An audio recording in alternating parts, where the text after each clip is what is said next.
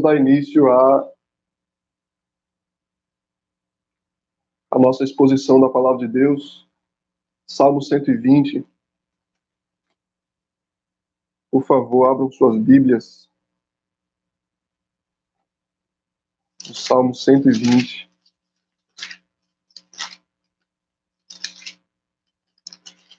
Vamos ler o Salmo 120 e orar. Diz assim: é preciosa e maravilhosa a palavra do nosso Senhor Deus. Cântico de romagem. Na minha angústia clamo ao Senhor, e Ele me ouve. Senhor, livra-me dos lábios mentirosos, da língua enganadora. O que te será dado, ou o que te será acrescentado à língua enganadora? Setas agudas do valente, brasas vivas de zimbro. Ai de mim, que peregrino em Meseque e habito nas tendas de Quedar. Já há tempo demais que habito com os que odeiam a paz. Sou pela paz. Quando, porém, eu falo, eles temem pela guerra. Oremos, irmãos.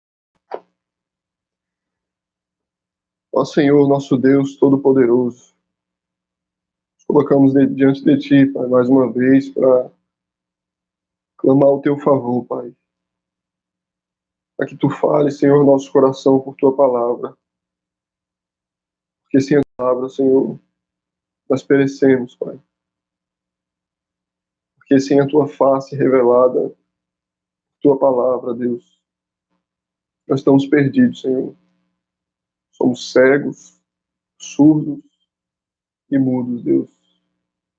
Não andamos, não apalpamos, não cheiramos, Pai, não vivemos. Por isso, abre o nosso entendimento, abre o nosso coração e fala, Deus. Fala para que possamos Te ouvir, fala para que possamos Te ver, Pai. Fala para que possamos viver para Ti, Senhor. Em nome de Jesus, Pai. Edifica a Tua igreja. Amém. Irmãos, nós estamos dando início hoje, pela graça de Deus, num grupo de salmos, né? O livro dos salmos como um todo, né? Ele tem alguns grupos de salmos. Tá? Um desses grupos de salmos, ele é o que é conhecido como salmos de degraus, ou salmos de subida, ou salmos de peregrinação, ou salmos de romagem, né? Como está nas nossas versões aí, que vocês leram. Esse grupo de salmos, ele é um grupo que era cantado, provavelmente com o fim de... O povo cantava esses salmos enquanto eles peregrinavam para Jerusalém, né, a fim de adorar a Deus. Eles estavam a caminho de Jerusalém, saíam de seus locais, suas terras, e caminhavam para o Monte Sião, para adorar a Deus, onde ficava edificado o templo, né, onde o povo era conduzido para adoração e se encontrar com o Senhor ali. Então esses salmos, eles refletem essa realidade, de que o povo peregrinava, eles caminhavam, e durante a caminhada deles para se encontrar com o Senhor, eles cantavam esses salmos. Os salmos foram organizados com esse fim. Tá? Então a gente tem que ter sempre isso em mente. O povo, quando estava cantando esses salmos, que vai do 120 ao 134, a propósito, tá? São 15 salmos, do 120 ao 134, eles cantavam esses salmos, e a gente tem que ter isso em mente. Eles estavam caminhando para adorar o Senhor. Tá? Isso deve moldar o nosso pensamento a respeito desses salmos. Eles caminhavam para encontrar com o Senhor. Eles não haviam encontrado o Senhor ainda, mas eles caminhavam com o fim de encontrar o Senhor. Tá? Isso deve até nos ajudar a pensar a respeito do que nós esperamos. Nós estamos num momento de quarentena, onde o culto foi tirado de nós, de certa forma. Nós temos que cultuar nos nossos lares, mas o culto solene, a comunhão solene dos santos, o culto público ao Senhor, onde a igreja se reúne fisicamente, ele foi tirado de nós.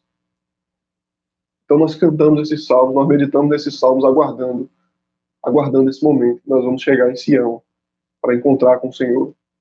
E não só isso, irmãos, mas uma realidade maior e superior a isso.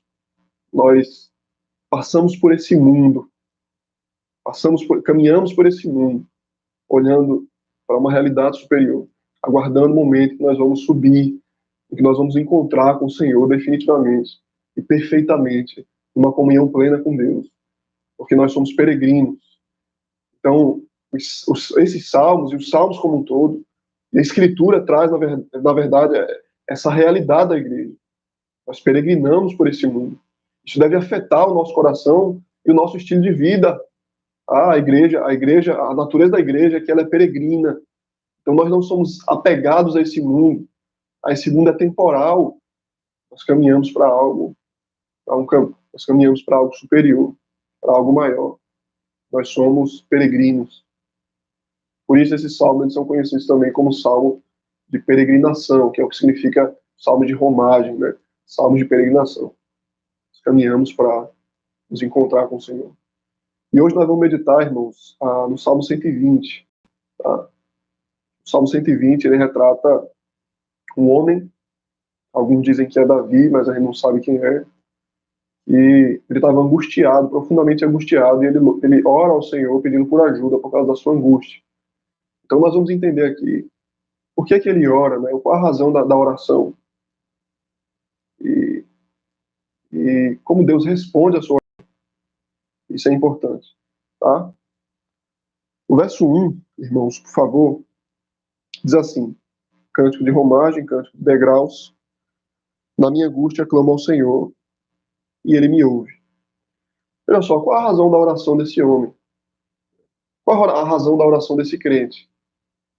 Ele ora ao Senhor, porque ele estava angustiado. A partir do verso 2 a gente vai entender qual é a sua angústia. Mas o que a gente entende aqui, irmãos, a princípio é quando ele está angustiado, ele ora. A angústia, irmão, significa, basicamente, a palavra aqui significa que ele se sentia preso, ele se sentia como um animal enjaulado, ele se sentia arrodeado por malfeitores, ou ele se sentia impossibilitado de escapar de alguma coisa que prendia, que no caso prendia o seu coração. Ele estava enjaulado como um animal que não podia voar, que não podia correr. Então ele ora ao Senhor. A oração ela é a manifestação do nosso pedido de socorro, a nossa necessidade de um Salvador. Por isso nós oramos ao Senhor. Ele ora exatamente a quem? Ele diz: eu oro ao Senhor. E a palavra aqui ela é fundamental, porque quem é o Senhor aqui? O Senhor com todas as letras maiúsculas, é o Senhor Yahvé. Ele é o Deus da aliança. O Deus da aliança significa, é aquele Deus que faz promessas e cumpre. Então, irmãos, isso é impressionante, porque esse nome, como Deus se revela como Senhor, como Yahvé, ele está intimamente relacionado ao seu povo. Nós oramos porque dependemos de Deus. E ele é nosso Deus, porque ele nos acode, ele nos ajuda. Nós oramos porque somos completamente dependentes de Deus. E ele ouve nossas orações, porque ele é o nosso Deus. E é exatamente isso que reflete o verso 1, porque ele diz: na minha angústia eu clamo ao Senhor, e ele me ouve. Veja que ele me ouve. Ele ouve a minha oração. Ele atende a minha oração. Isso é maravilhoso, irmãos, pensar que tudo isso aqui está interligado, tá? Esses 3 pontos desse versículo está profundamente ligado. A oração, o nome do Senhor e o fato de que ele nos ouve. Ele nos ouve. Tá? Isso é interessante porque os puritanos eles diziam que Deus sempre ouve a oração do justo. E, de certa forma, Deus sempre diz sim à oração do justo. Muitas vezes, em grande parte das vezes, ele atende a nossa oração, mas não como nós esperamos que ele atenda. Isso é fundamental, porque a partir do verso 2, o salmista ele vai manifestar a sua angústia e logo depois ele vai apresentar como é que Deus respondeu a sua oração. Então veja, irmãos, o que está acontecendo aqui exatamente. Um homem completamente dependente do seu Deus. Ele recorre àquele que pode acudir a sua alma da angústia e Deus ouve a sua oração. Como ele faz isso? Tá? Primeiro, nós devemos compreender o que estava angustiando o salmista. Pelo que ele estava passando exatamente. Isso é profundo, irmãos, porque isso diz respeito a nós também. Tá? Nós sabemos que o livro dos Salmos, ele é como aquilo, como Calvino escreveu, ele é a anatomia, né, de todas as partes da alma, ele afeta a nossa alma. Então, tudo que o salmista vai falar, que qualquer salmista, qualquer escritor dos salmos, ele vai descrever aquilo que o ser humano comum passa, ou que o crente passa, naturalmente, pelas diversas fases da vida. Ah, olha só, o verso 2 diz assim: Senhor, livra-me dos lábios mentirosos, da língua enganadora. Que te será dado, ou que te será acrescentado, ó língua enganadora? Olha só, o verso 2 diz assim, irmãos: livra-me dos lábios mentirosos, da língua enganadora. Essa aqui é exatamente a razão da angústia do salmista. Os lábios mentirosos, a língua enganadora, aqui significa calúnia, difamação e bajulação. A língua enganadora significa a bajulação, a falsa lisonja, e os lábios mentirosos seriam aqui as calúnias, as difamações. E aqui a gente aprende, irmãos, uma realidade que está em toda a Escritura. A língua enganadora, a calúnia, a mentira a respeito do meu nome, ela afeta profundamente o meu coração. A calúnia e a mentira a respeito de mim, ou a respeito de outra pessoa, né? Ela afeta profundamente a vida daquela pessoa. A língua, ela tem um poder não só de edificar, mas de destruir profundamente, de destruir completamente alguma coisa, né? A imagem de uma pessoa, a vida de uma pessoa. Se vocês lembrarem, por exemplo, como é que Tiago ele descreve o poder da língua, né? O perigo da língua quando ela peca, quando ela é usada para o mal do homem. Tiago capítulo 3, verso 2 a 10, eu gostaria de ler para vocês, irmãos. Ela diz assim: porque todos tropeçamos em muitas coisas. Se alguém não tropeça em palavra, o tal é perfeito e poderoso para também refrear todo o corpo. Ora, nós pomos freio nas bocas dos cavalos, para que nos obedeçam e conseguimos dirigir todo o seu corpo. Vede também as naus, que sendo tão grandes e levadas de impetuosos ventos, se viram com um bem pequeno leme para onde quer a vontade daquele que as governa. Assim também a língua é um pequeno membro, gloria-se de grandes coisas. Vede com um grande bosque um pequeno fogo incendeia. A língua também é um fogo, como mundo de iniquidade. A língua está posta entre os nossos membros e contamina todo o corpo. Inflama o curso da natureza e é inflamada pelo inferno. Porque toda a natureza, tanto de bestas feras como de aves, tanto de répteis como de animais do mar, se amansa e foi domada pela natureza humana. Mas nenhum homem pode domar a língua. É um mal que não se pode refrear. Está cheia de peçonha mortal. Com ela bendizemos a Deus o Pai e com ela amaldiçoamos os homens, feitos à semelhança de Deus. De uma mesma boca procede bênção e maldição. Meus irmãos, não convém que se faça assim. Então, Tiago aqui ele está descrevendo como é que a língua ela pode destruir a vida de alguém. Isso é impressionante, porque da mesma forma que a Bíblia ela descreve a língua com um certo poder para edificar, para bendizer, para dar bom testemunho, para trazer alegria, o oposto é verdadeiro. A língua pode destruir. Ela é como uma faísca que pode pôr incêndio numa floresta. Isso é tão terrível, irmãos, porque diversas vezes na Bíblia a gente vai ver que a língua ela é responsável por descrever o tamanho do pecado de alguém. Quando, por exemplo, o apóstolo Paulo, em Romanos capítulo 3, ele vai descrever o pecado da humanidade. Ele diz que a língua, né, a boca é como sepulcro aberto. Da sua garganta procede engano, destruição, mentira. Ora, não foi exatamente assim que aconteceu o declínio da humanidade, porque a serpente veio, ela não picou Eva, ela não se enrolou no seu pescoço, mas ela falou aos ouvidos de Eva. E ela trouxe pecado terrível e trouxe queda para a humanidade. Exatamente essa angústia do salmista, irmãos. Ele estava sendo caluniado, ele estava sendo difamado, ele estava sendo alvo das mentiras, da quebra do nono mandamento, falso testemunho. Porque esse mandamento ele diz respeito especialmente a preservação do nome de outra pessoa, quando eu busco a preservação do nome do meu próximo. Ou seja, eu devo escrever a realidade, eu devo falar aquilo que é real. Eles falavam mentiras a respeito do salmista, e isso estava destruindo o seu coração. Por diversas vezes, irmãos, a igreja é alvo disso.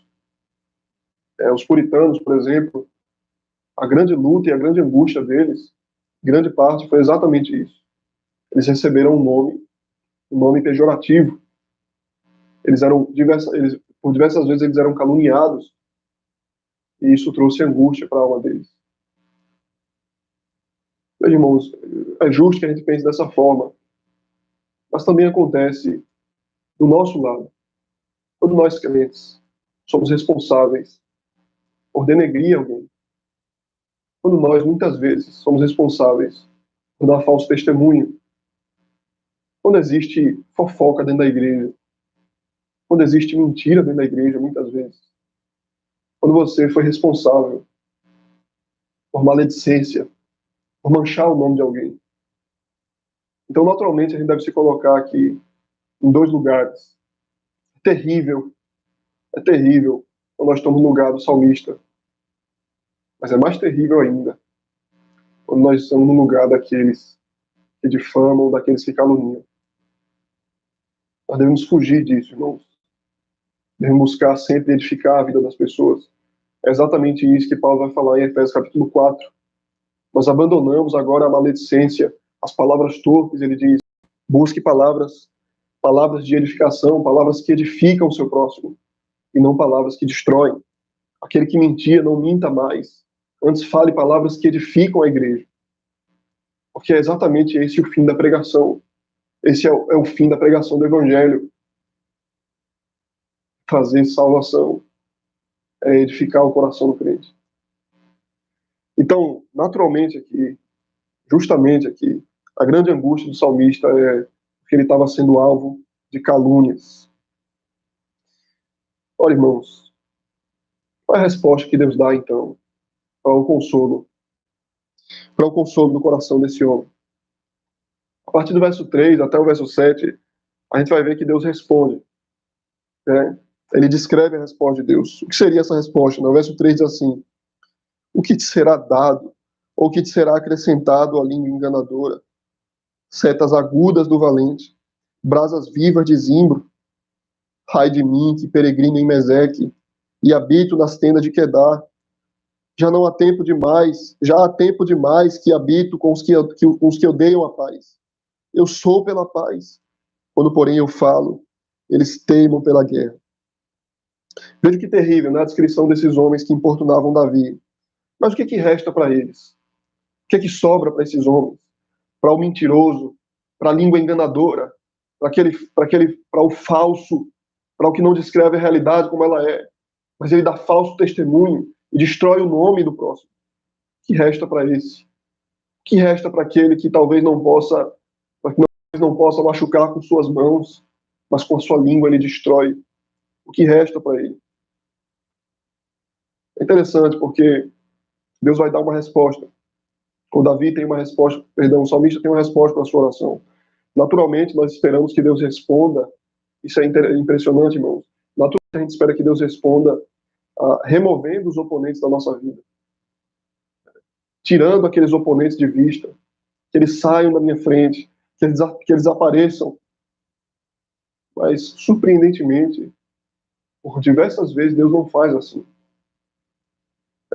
Deus responde a oração do salmista aqui, mudando não as suas circunstâncias, mas mudando a sua perspectiva. Isso é interessante. Deus responde a oração do salmista libertando não dos seus problemas, mas libertando de si mesmo. Libertando de si mesmo. Veja, irmãos, porque o salmista ele responde esperando na justiça do Senhor. Ele espera na justiça do Senhor. Isso significa que Deus ele não respondeu ali de imediato. Resta algo para aqueles homens, mas ele tem que esperar. Ou seja, o problema ele permaneceu ali. Qual o consolo dele? O consolo estava na esperança. Ele deveria aguardar no Senhor. É interessante porque João Calvino ele vai falar assim, o verso 3 diz, o que te será dado, o que te será acrescentado à língua enganadora? João Calvino diz que uma consideração bem apropriada para diminuir a nossa tristeza nesses momentos é quando o bom nome deles é maculado injustamente pelos caluniadores, é a de que esses caluniadores nada lucrarão no final de tudo, porque Deus frustrará a expectativa deles. Tá? Ao mesmo tempo, irmãos, Calvino diz, lembremos que se Deus não estender imediatamente a sua mão em nosso favor, como é o caso, o nosso dever é suportar a fadiga, suportar a dor ocasionada pela demora que encontramos nesse salmo, dando graças a Deus por seu livramento, enquanto, ao mesmo tempo, como que cansados de aguardá-lo, lamentamos a longa opressão a qual os seus inimigos nos sujeitam. Veja o que ele diz. Nós devemos esperar o Senhor, com o coração grato ao Senhor, louvando ao Senhor. O nosso descanso vai estar na nossa esperança que temos em Deus e na justiça de Deus, esperando para que Deus haja, enquanto nós sofremos. Enquanto nós sofremos. Isso é tão real, irmãos. A realidade da igreja muitas vezes é essa. Quando Deus ele derrama juízo sobre o mundo, quando Deus derramou juízo sobre as nações, sobre a nação de Judá, Jeremias viu o seu povo sofrer, os inimigos prevalecerem sobre eles. Mas ele disse, eu devo esperar em silêncio, aguardar em silêncio no Senhor. É isso que nós devemos fazer, irmãos, muitas vezes. Essa é a maneira como Deus age por diversas vezes. Ele não arranca, ele não tira naquele momento especificamente, ele não tira naquele momento os inimigos da nossa alma, os inimigos do nosso corpo, mas ele muda a nossa perspectiva, ele muda a nossa visão, ele transforma o nosso coração. Muitas vezes a circunstância ela torna o nosso coração o nosso próprio inimigo. Deus faz com que o nosso coração não seja mais nosso inimigo, para que possamos suportar a circunstância. Exatamente o que acontece aqui no Salmo 120. Então, o que ele faz, né, exatamente? O que o salmista faz? Ele espera na justiça do Senhor. Ele aguarda na justiça de Deus. Veja, irmão, Deus é tão real, porque é exatamente isso que nos preserva da vingança. É exatamente isso que nos preserva da justiça, da justiça com as próprias mãos, do justiçamento, de querer tomar uma atitude que pode destruir a nossa vida, de querer tomar uma atitude contra os nossos inimigos que pode destruir a vida dele e a nossa vida. Porque a vingança pertence ao Senhor. A vingança pertence ao Senhor. E é exatamente o que sobra para esses homens. Veja que o versículo 3 diz, né? O que te será dado, o que te será acrescentado? O verso 4 diz, setas agudas do valente, brasas vivas de zimbro. O que é isso, né? As setas são flechas. As flechas agudas do valente, do homem forte. Uma flecha atirada com força, que penetra profundamente. Mas ele diz, brasas vivas de zimbro. É como se essas flechas elas estivessem queimadas, né? Como se fossem feitas de uma madeira do arbusto chamado zimbro. É um arbusto que tem uma madeira boa para fazer carvão. Né? Diziam que esse carvão ele ficava aceso durante um ano, de tão bom que era. Então é uma flecha afiada, profundamente afiada, que queima, e queima por bastante tempo. É o que resta para esses homens. É impressionante porque é exatamente como eles atacam. Porque a língua é como uma flecha que fere o próximo e que queima o nosso coração. O que resta para eles? O que resta para eles é uma flecha flamejante.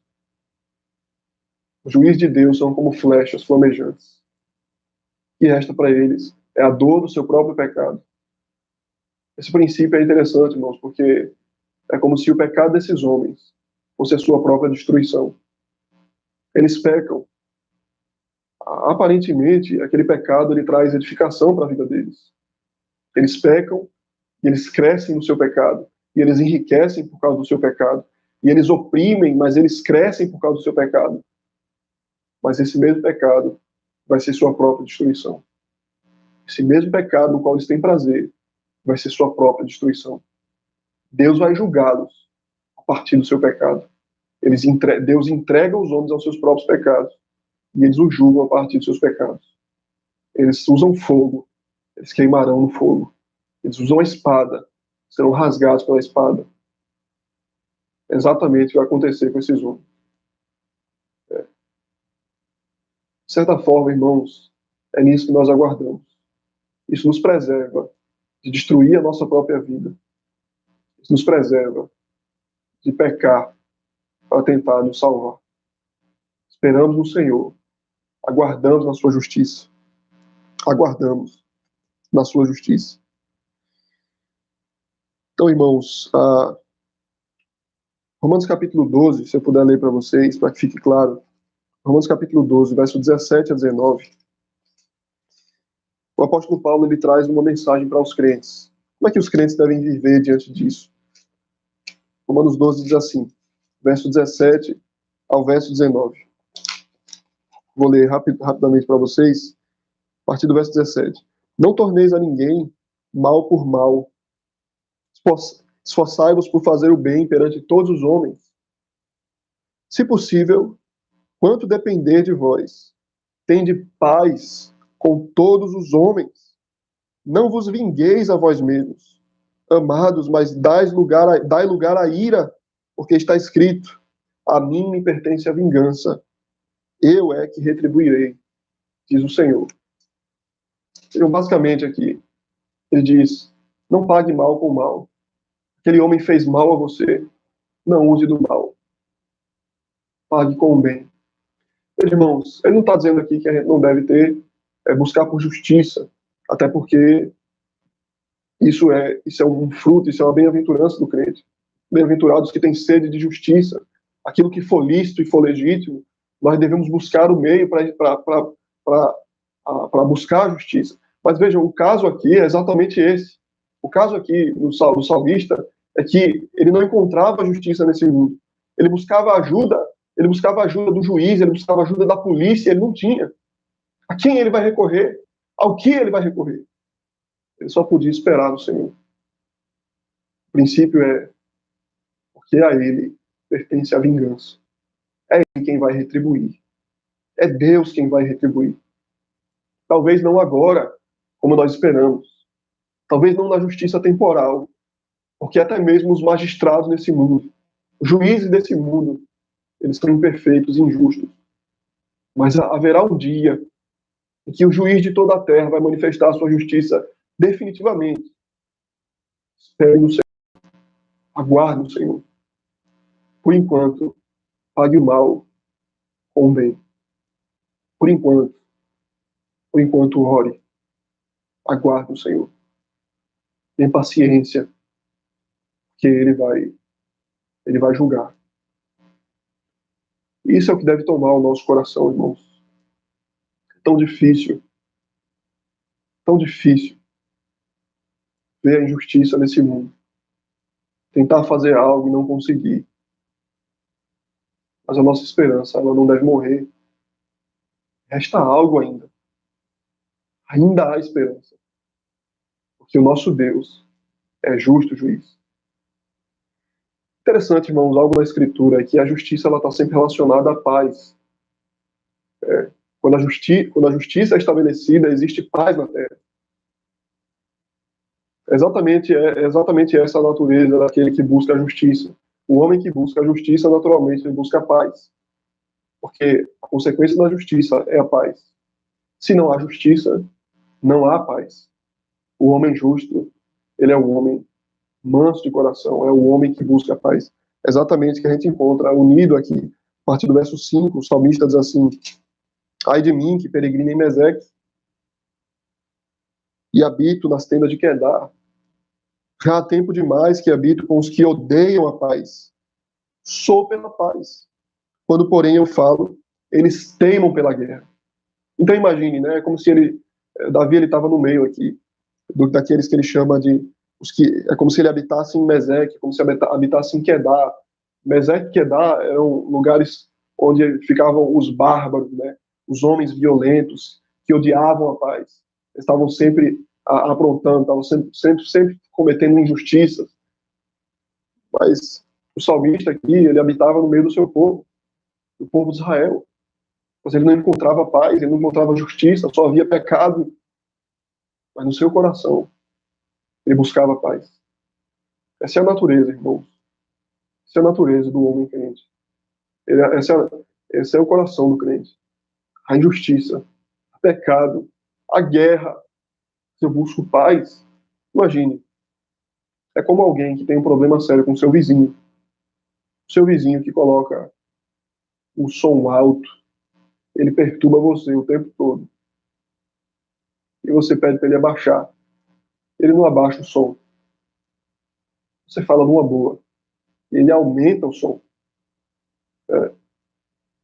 É como você quer paz e ele quer guerra. Veja, algo tão simples, mas que descreve o coração da humanidade. Ele quer guerra. Ele quer confusão. O que resta para nós, irmãos? Se a polícia não resolve, se os magistrados não resolvem, o que resta para nós? Uma opção seria a violência. Uma opção seria a confusão.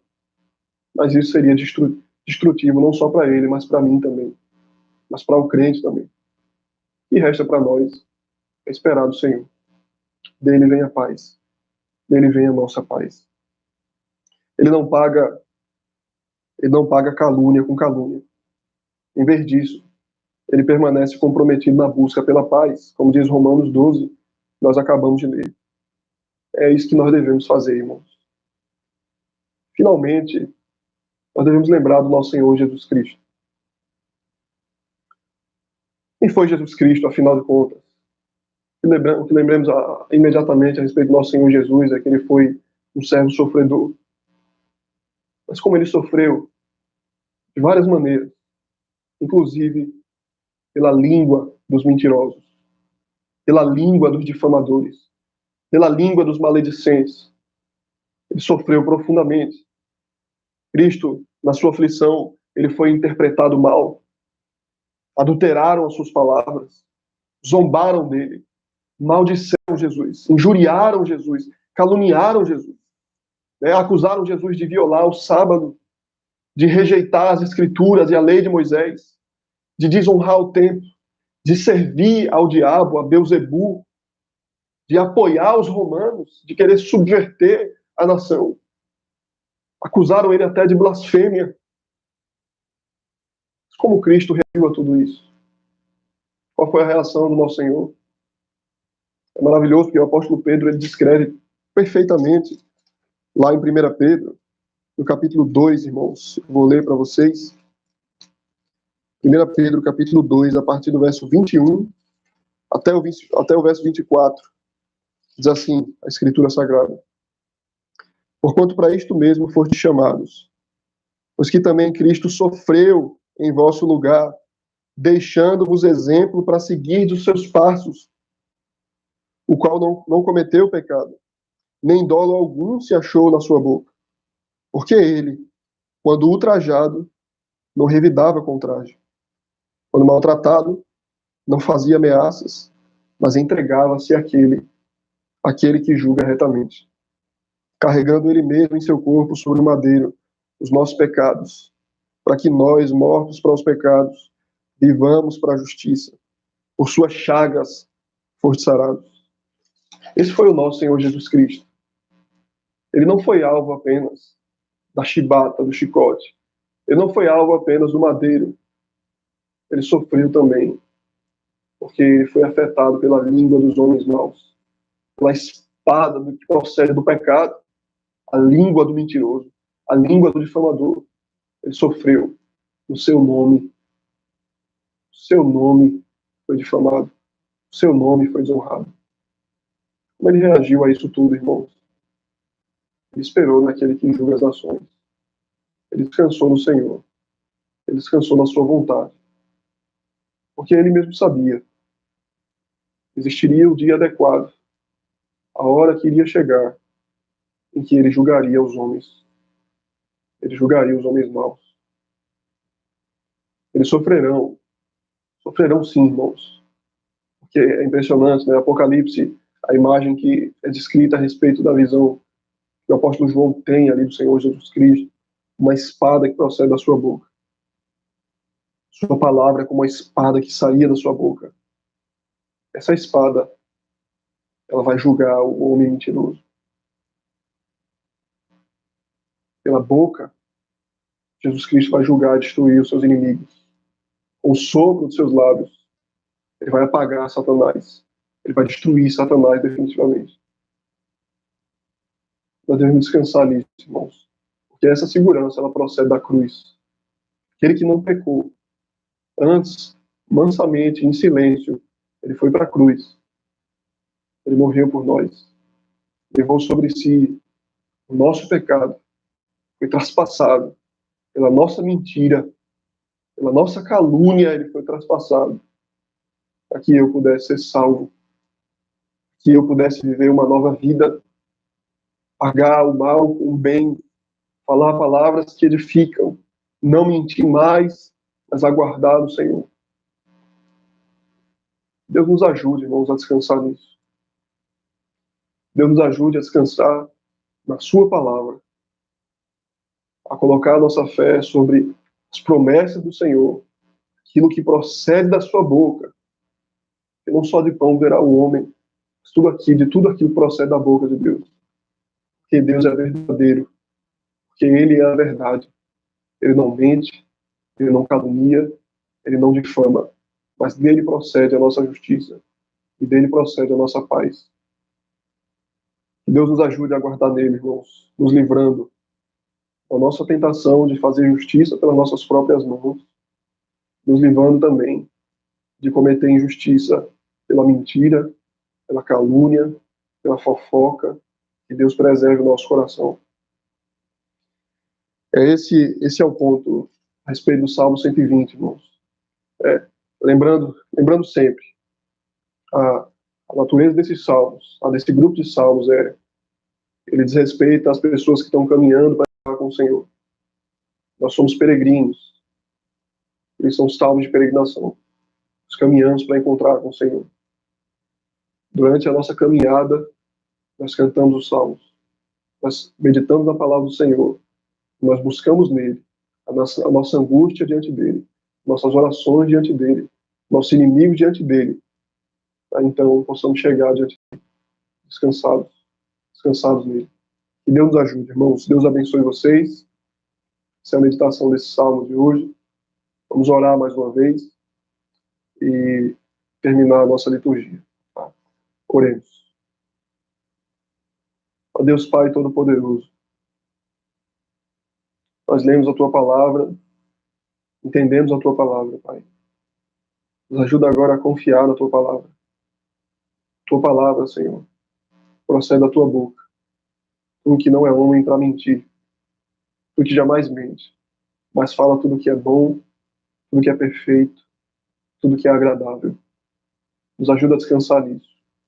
Nos ajuda a confiar na Tua justiça, para que tenhamos paz. Em nome de Jesus, Senhor. Amém. Deus abençoe, irmãos. Vamos terminar a nossa liturgia. Tá? Paz.